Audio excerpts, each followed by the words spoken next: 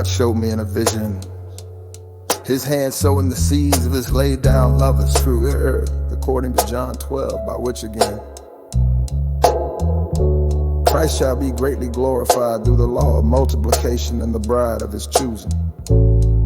Prophecy confirms these sown ones through the greater glory of His latter house outpouring.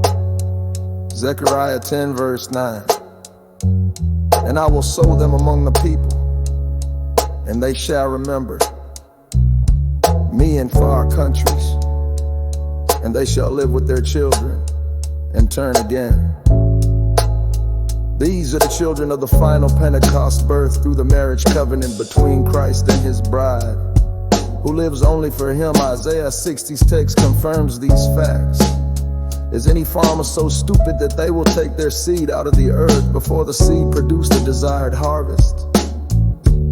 There's no way that God the Father, who Himself is the farmer, will remove the seeds prematurely through the so-called rapture out of the earth before He has first used His laborers in His field to gather His entire harvest before the coming of the Lord. Scripture is clear about the sequence of events. James 5, 7, 8. Therefore be patient, brethren, until the coming of the Lord.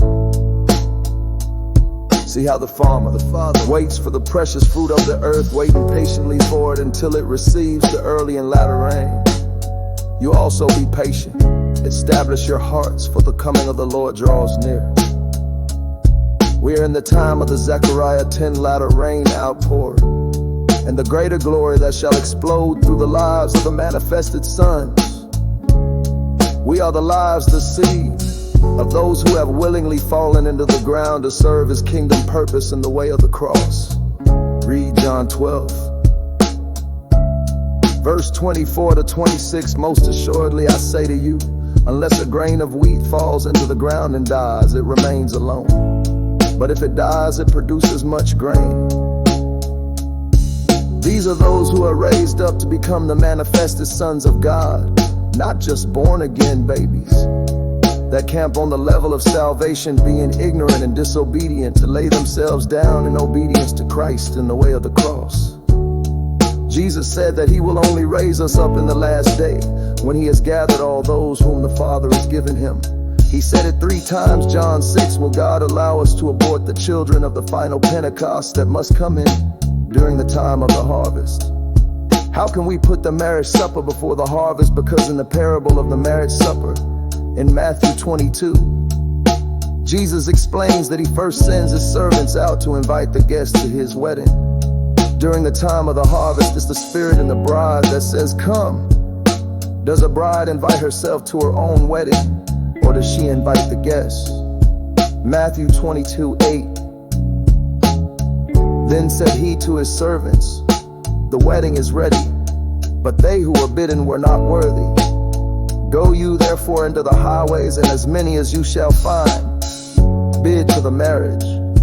So those servants went out into the highways and gathered together as many as they found, both bad and good.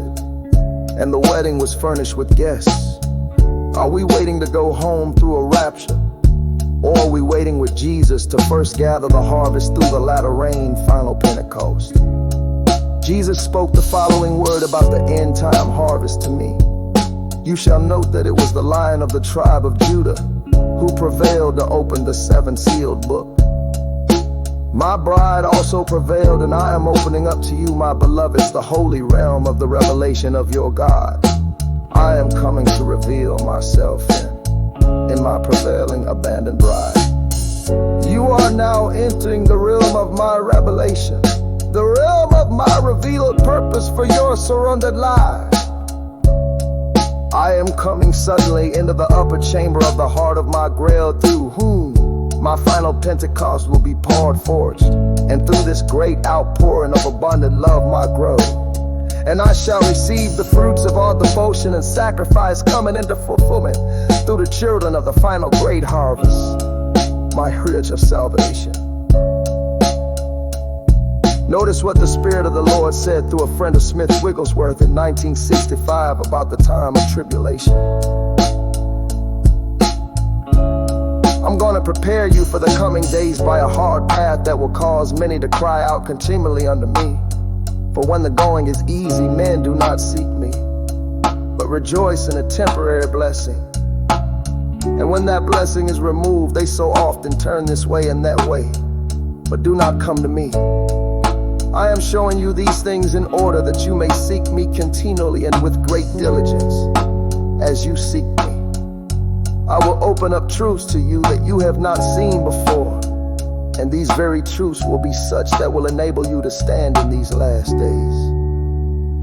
As you are persecuted, reviled, and rejected by your brethren, then you will turn unto me with all your heart and seek me for that spiritual life that you need, so that when the tribulation comes, you will have that which will enable you to stand.